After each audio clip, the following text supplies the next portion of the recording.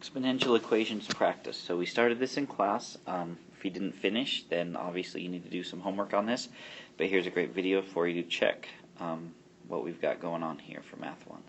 So dealing with exponential equations, remember our formula is y equals our start, and then usually times the growth raised to the x power, or y equals a times b to the x.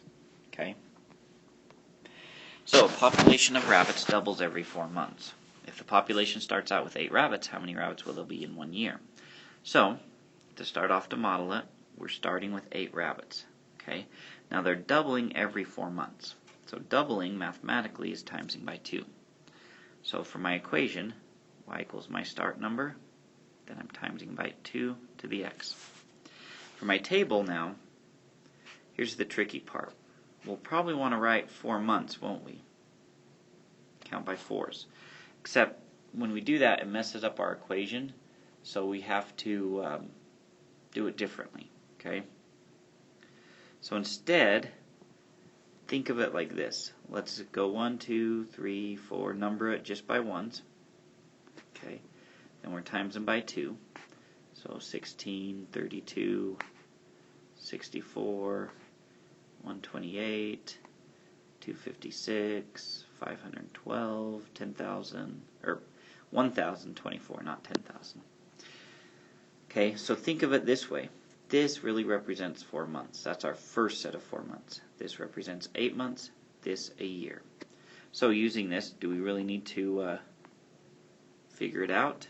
No, we've got it in our table. Our answer would be 64 rabbits. Okay? Now you could have also figured it out by going y equals 8 times 2 to the third, because that represents the year. Then you go 2 to the third is 8, 8 times 8, 64. Okay, same way to get the answer. Or you could have even graphed it and followed it that way. Now, if we graph it, the problem with graphing is we don't always have enough space. But if I count by 8s, that would be 8, then 16, then 32, because it would be 24, then 32, then 40, right? That would be 40 right there, 48, 56, 64 would be right there.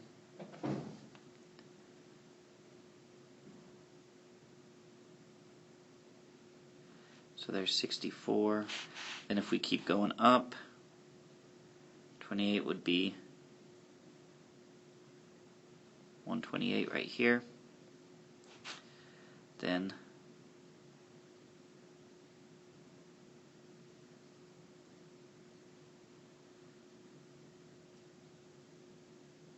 about right here would be 256, and that's as high as I can go if I counted by 8s. So if we graph it, 0, 8 would be right about there, 116, 232, 364, which would represent the year, right? Then 4, 128, and 5, 256. Remember, our line should look curved. Okay, something like that. There's our first one. Okay, our second one. A certain type of bacteria doubles every hour. Okay, once again, doubling every hour. So, times them by 2. So, it's every hour, so that makes it easy. We don't have to think differently about that, right? If you started with 36 bacteria, so there's our start. How many would you have after 10 hours? So we can expand that to 10 if we wanted to. So now we're timesing that by 2. Okay, now this one I can't necessarily do right in my head, so let me get out a calculator. Okay, so 36 times 2 gives us 72. Then it's 144. Then 288. 576. 1152. Now, this is definitely more than enough for my table, okay? Definitely more than enough for my table, because my growth is times by 2 each time, right? So I could easily make my equation. Y equals my starting number times 2 to the x. And I could figure it out for 10 hours with that, right? 36 times 2 to the 10th. Well, 2 to the 10th gives us 1,024. Times that by 36. And that would be my answer, 36,864. Okay? So I can use my equation to help me get my answer. I can also keep going with my table. And you'll see that we'll get the same number, right? So we'd get 2304, 4608, 9216, 18,432, and lo and behold, 36,864. Okay, so either way, we can use either the equation or the table. In this one, because we went out to 10, it's almost easier to use the equation, isn't it? Whereas when it was closer up here, probably easier to use the table. Just depends. Now, for my graph, we got to figure out how to graph this one. Okay, so this one's going pretty high, isn't it? So I just need a couple of points to get me my basic shape here. So let's see. We're timesing by 2. So how many do we have? 1, 2, 3, 4. I've never counted those, so I'm going to count those real quick and see how many. So it looks like there's about 37 of those boxes. Okay. So for my graph, let's just say this up here will be 1,000, which makes about half of it, about right here, 500.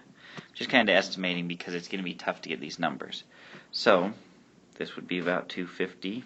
This would be about 75.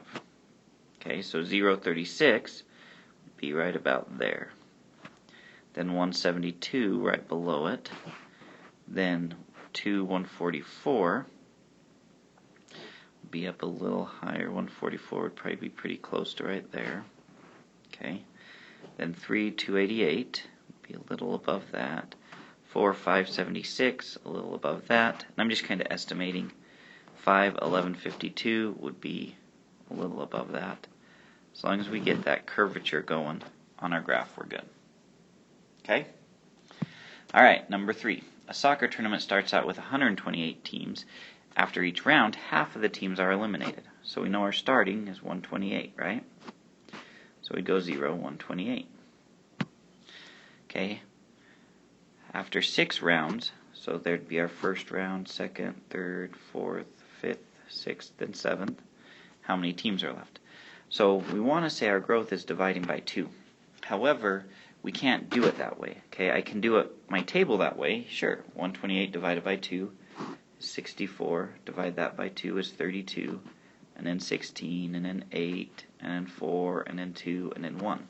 Okay, which would be our winner at the 7th round. Okay, so after 6 rounds, how many teams are left? Well, if we look at the 6th round, technically we could say 2, or we could even say after is the 7th round, so it'd be 1. I'd accept both answers, depending on how you thought through it.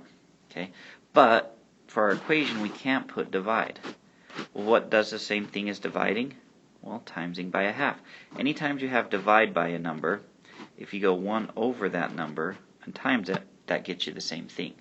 So really we should call our growth timesing by a half. So then I go y equals 128 times by 1/2 to the x. Okay? So for my graph, we make that. Okay? So now we're dealing with only 128. That's the highest we want to go, right?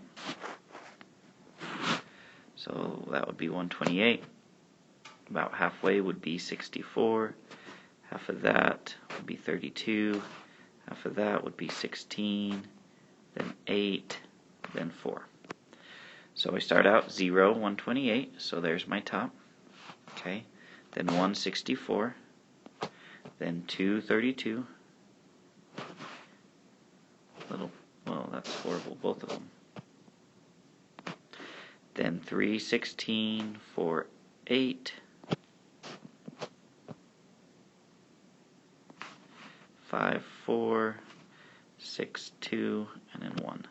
So it would go down, And remembering what it would look like, we'd keep it, that should actually be above the 0, because it won't go lower than the 0, right?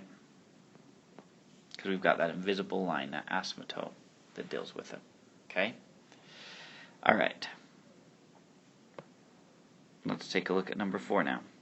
A type of bacteria doubles every 36 hours. Okay, once again, it's doubling, so that's our growth timesing by 2 every 36 hours.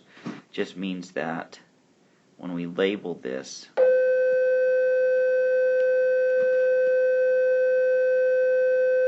that's like 36 hours. Then this would be like 72 hours. Then 3 would be 108. So we're really going to 3. 3 sets of 36 hours. Okay, so we start out with 16, and we're doubling, so we're times them by 2 each time. So we get 32, 64, 128, which that's our answer. Okay, and so on. And we could keep going down if we wanted to. Okay. Now, thinking back to this graph up here, we could use that same graph to graph this one. I think I will, to show you the kind of the difference. But we started at 16, so our equation would be y equals 16 times 2 to the x. Now, could we have solved this by going 16 times 2 to the third? Yeah, we could have. Okay, that would have given us the same exact answer. Alright, so graph, let's look up here. So we had 0, 16, 132. So 0, 16, 132, 264, and 3, 128. So kind of see that it would start out here really low and then go up, okay, kind of in a similar way. Because timesing by 1/2 and timesing by 2 are exact opposites of each other, so we have that symmetry in our graph. Okay? Alright, let's take a look at number 5. So, with population, we have to think of it this way, okay? And we've got 2 examples, one that's increasing and one that's declining. So when we're dealing with increasing, okay, our growth is 5.5%. Remember, we change percents into decimals by moving the decimal 2 places to the left. So our growth would be 0.055, okay? However, if we take 15,000 and we times it, because let's see, we started with 15,000. Okay, what will the population be in 20 years? So 0, 1, 2, 3, 4, 5, 6, 7. If I take this 15,000 and I times by 0.055, what do I get? Well, 15,000 times 0.055 gives us 825. Which we know that's not right because that's less than what we started out with after a year, okay? Unless everybody gets killed, which is not part of the plan. Okay, so we can't do that. So we'd have to add that number to it, right?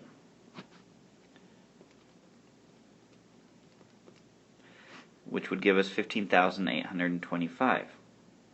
Okay, but we can't keep adding 825. These are exponential, so that doesn't work either. So here's how you want to think about these guys, okay?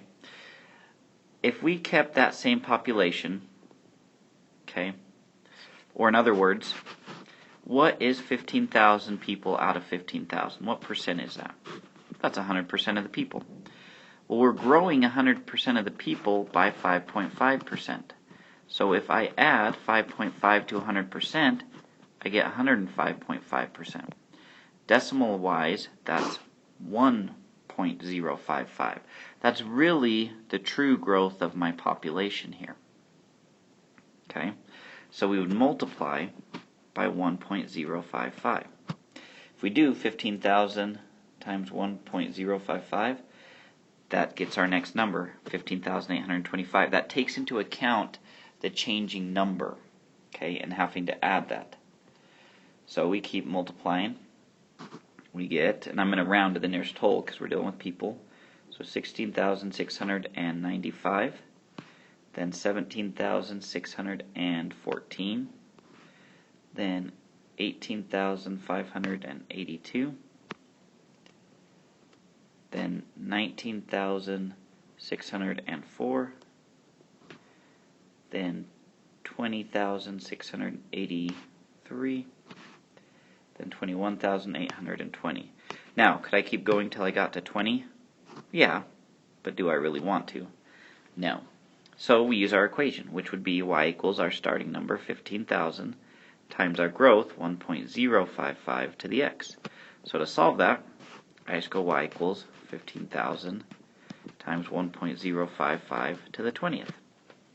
And that's what I type into a calculator. And it makes life a lot easier. And you would end up with 43,766. Okay? Now in the graph, this is going to be a tough graph to go with. So I'm not so concerned that you graph this, just that you understand what the graph would look like. So maybe we'd call this 15,000, 16,000, 17,000, 18,000, 19,000, 20,000. And this 15,000.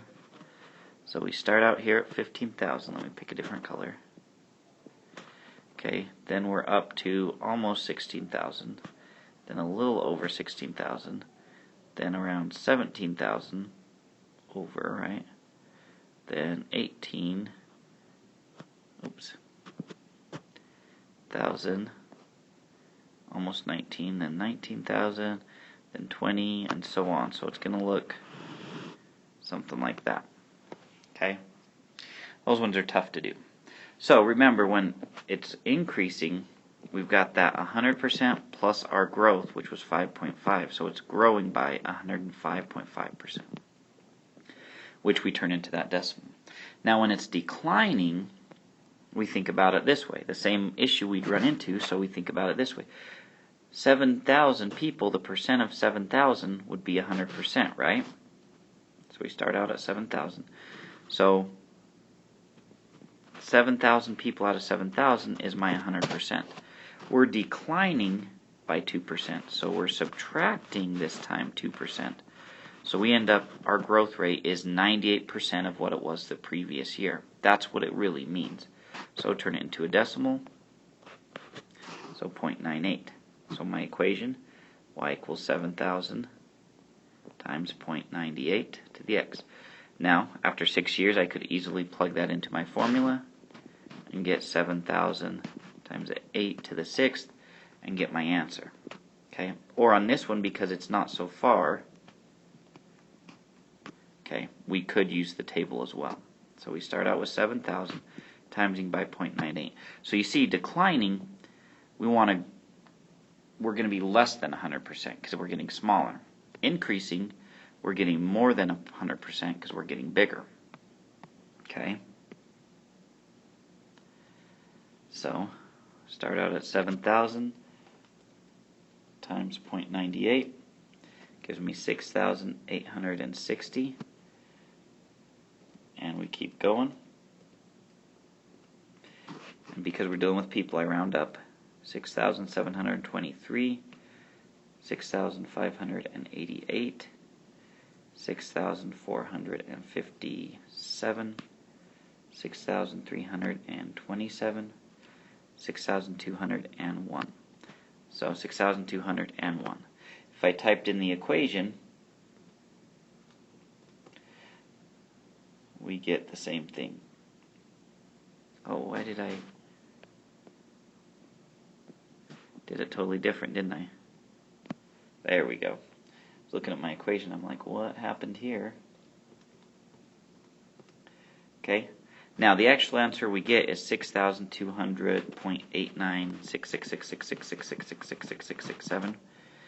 Okay, you can't have 0.8 of a person, so we just bump it up to 6201. I calculated with the not full numbers, but then I just looked at all these and then rounded them up. Okay. Alright, so to graph this, maybe we'd start out this being, let's see, where do we want to start? Probably have this be 7,000. Okay. And then maybe count down by 200, 68,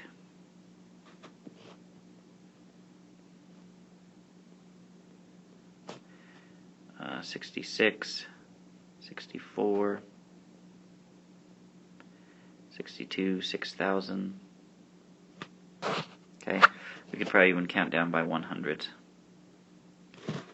So 7,000. Okay, 68,000.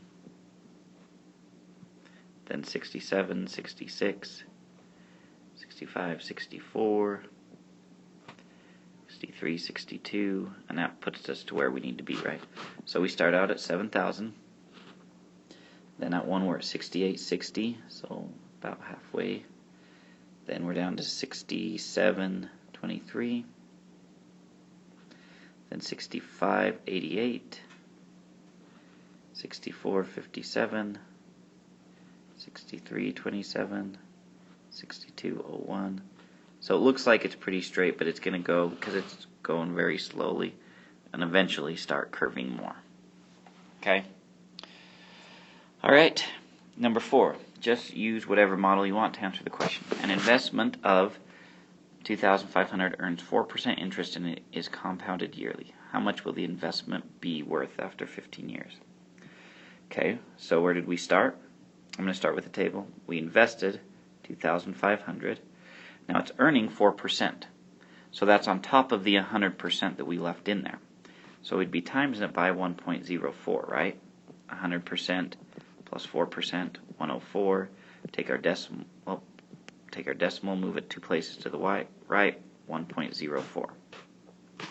So then we want to keep going until we get down to 15, right?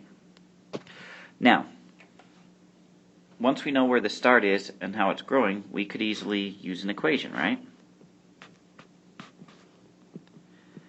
Put it in like that, except replace our x with 15. So you could do it that way. You could turn it into a graph, which I'm not going to do. Okay. Or you could just keep continuing your table. Here I think the equation is the easiest route to go. But if I did my table, I would just go 2,500 times 1.04, and I would just keep going. So I'd get 2,600, okay, then 2,704, and so on. 2812.16, because it's money, so we can round to the nearest hundredth. If we just use the equation, we end up with 4,502.36 when we round.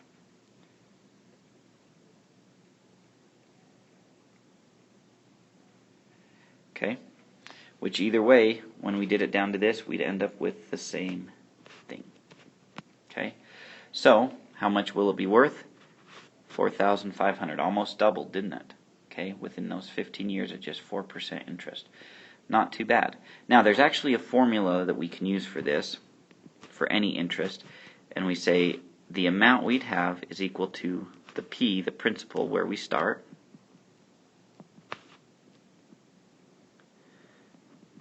times 1 plus our rate over how many times it's compounded. Okay, rate compounded yearly to the t times n, where t is time and n is still compounded. Which is essentially the same thing we just did, right? Our starting point, our p, would go right there, times, that means times.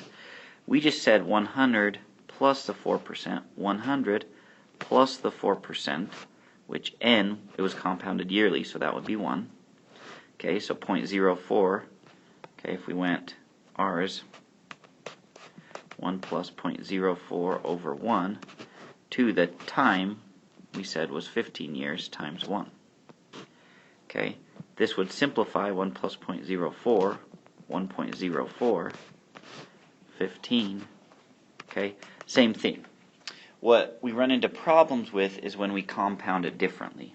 Okay, say instead of compounded yearly, it was compounded monthly. Okay, so that would be 12 times, right? So using that same formula, I would go 2,500 times 1 plus 0.04 divided by 12 times to the 15 times 12.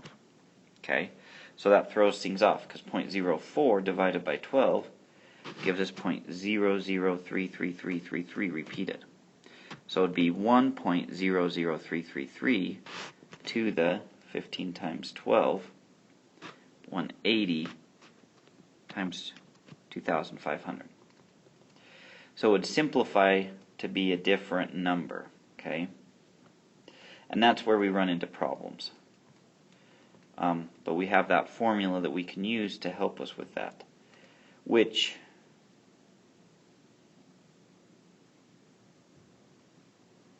if we do this, we end up getting our answer. Okay. Oh. I'm trying to do it in here, but it's throwing me off. Forgot to add the 1 plus. Okay, we actually end up with 4,550. It actually ends up more money. The more you compound, the more money you actually end up with. Okay? But that formula is what we end up using, and we'll talk about it another time in class. Okay? Alright. Anyway, last one. How does an exponential equation grow differently than a linear equation? So think about it graphically. Linear is straight. Exponential is curved. Linear, we say, grows at a constant rate, whereas exponential grows by a constant factor, which means we're timesing. So another difference, linear you're adding or subtracting. Exponential we're timesing. Technically dividing, but timesing by a fraction. Okay? So that's how they grow differently. How are they similar? Well, they both have a y-intercept, right? A starting number. And they both are a pattern. Okay, they grow at a pattern. Okay, you could also say they both have, points in them, lines and all that stuff, but that's the main stuff. So there we go.